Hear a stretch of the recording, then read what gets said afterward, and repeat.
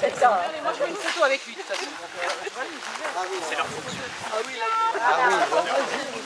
on va faire beaucoup. Il a dit que j'étais en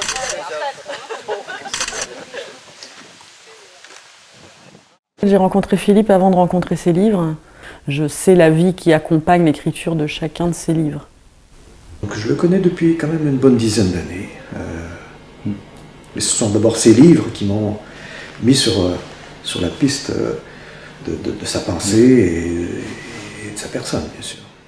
Le premier livre, je pense, qui ait fait forte impression sur moi, c'est Aux Recensions, parce que bon, j'ai travaillé sur Mallarmé, si vous voulez, et ce travail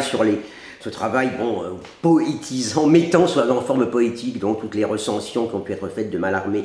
Bon, à l'époque, c'était quelque chose, bien sûr, qui me touchait plus directement parce que, au fond, je connaissais la matière. Pour le problème avec Philippe Beck, c'est qu'il y a toujours une masse considérable de références qui sont plus ou moins cachées dans ses poèmes, et par conséquent, on est d'abord frappé par ceux qui touchent un référent que vous connaissez. Et pour moi, en fait, le commencement, si je puis dire, c'était plutôt le second livre sur lequel j'étais tombé, Chambre à roman fusible, si je me souviens bien, Rue de Merveilleux un peu plus tard. C'est vrai que j'ai été très frappée par Rue de Merveilleux.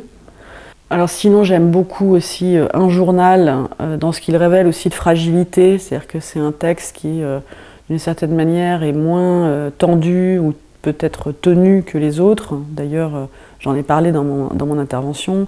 C'est aussi un livre à l'égard duquel Philippe éprouve une certaine gêne, justement sans doute parce qu'il s'y livre plus directement. Puis j'aime beaucoup aussi De la Loire. Bon, je pense que c'est un fleuve que j'aime beaucoup et que je trouve absolument fascinant. Et j'ai trouvé l'expression juste, peut-être, de cette fascination dans ce livre. Comme quand on rencontre une description ou une évocation qui tout d'un coup prend la place de sa propre impression. Cette syntaxe surprenante, cette prosodie étonnante, c'est une œuvre qui est remplie de surprises, qui ne nous laisse jamais tranquilles, qui nous éveille à chaque vers et à chaque mot. Alors j'y trouve ce rythme dont j'ai besoin dans la langue pour respirer comme pour penser. Donc, ce qui m'intéressait, c'était dans mon choix, ce qui m'a guidé, ce sont ces deux poèmes, Musique et Plainte, où à la fois, on a comme une espèce d'art poétique résumé, et en même temps cet art poétique est résumé à travers des opérations qui sont effectuées, disons, par rapport au conte de Grimm. Donc voilà, donc c'était un petit peu mon objet, comment, deux histoires de Grimm, quoi, le merveilleux ménétrier qui s'en va en forêt à la recherche d'un bon compagnon, quoi, et puis, l'os chanteur, le reste, disons, le reste d'un homme qui a été assassiné, etc. Bon, et cet os qui se met à chanter et à dire la vérité sur l'assassinat. Voilà, bon, c'était en quelque sorte une façon pour moi, finalement, de tester un petit peu, une méthode consistant à dire, voilà quelles sont les opérations auxquelles le poète se livre sur ce texte. Le texte d'un conte, ça veut dire, le texte de quelque chose qui appartient déjà justement à la popularité, donc quelque chose qui appartient, on pourrait dire en termes schillériens, à l'univers de la poésie naïve, quoi. Et montrer quelles opérations sont produites pour tirer de ces contes une morale qui n'est plus la morale, la morale du conte ou la morale de la fable, mais qui est une morale sur la manière de faire, et donc bien sûr sur la manière de faire du poème.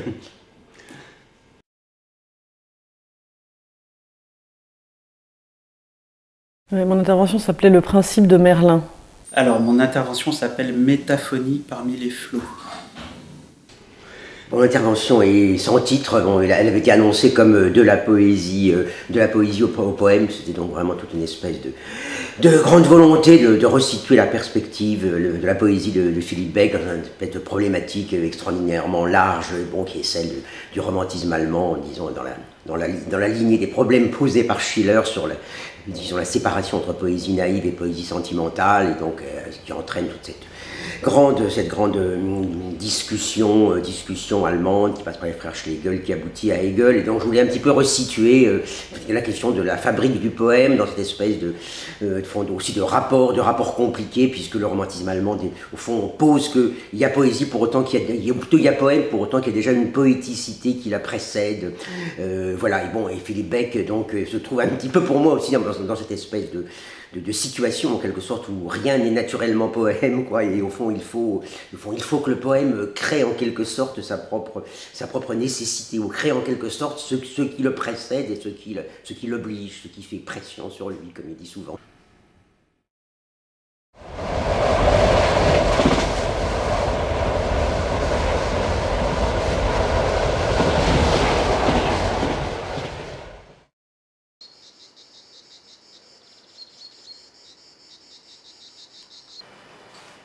Commence toujours sur les rédifications beckiennes.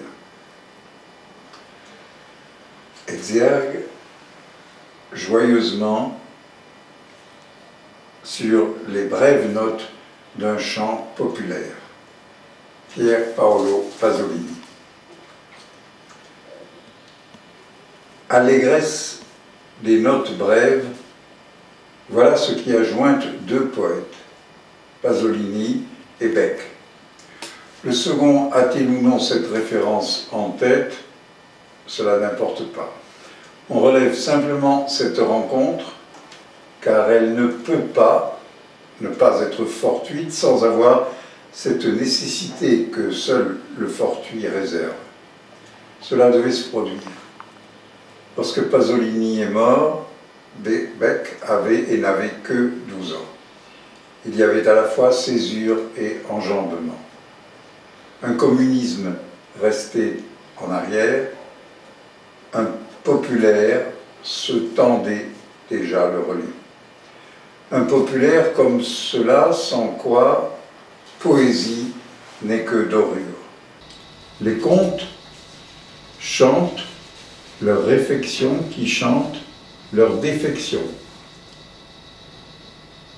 C'est populaire car, nous dit-on, nous dit-il, des publics cherchent parmi des morceaux de religion à terre, ils cherchent la morale ou l'éthos des contes. L'édification, réflexion ou défection des morceaux de religion à terre. Le fait de ne pas refonder une nouvelle religion ou une nouvelle mythologie s'explique très facilement déjà par le fait que nous sommes pétris à notre corps, cœur défendant, nous sommes pétris de tous ces discours édifiants qui ont raidi des générations d'humains. Qui néanmoins ne fonctionnait pas. Enfin, c'est-à-dire que les gens allaient à l'église et puis ils en sortaient et puis il fallait à nouveau les édifier sans cesse, quoi. Bon. Toute communauté constituée par une tradition, c'est-à-dire par la relation transmise à un récit premier, fondateur. Voilà. Pour ça, c'est cette circulation d'une tradition transmise dans le temps en même temps à l'intérieur d'une communauté et qui est constituée, qui la constitue, cette circulation me semble interrompue, brisée, discontinue, etc. Et elle nous laisse évidemment dans cette situation avec le problème de notre immanence, de la vie immanente, etc. Pour moi, la question de la peine, de la souffrance ou du malheur est une question à renvoyer à l'immanence problématique qui est la nôtre, mais pas à une thématisation, et encore moins une thématisation poétique de la transcendance à reconstituer.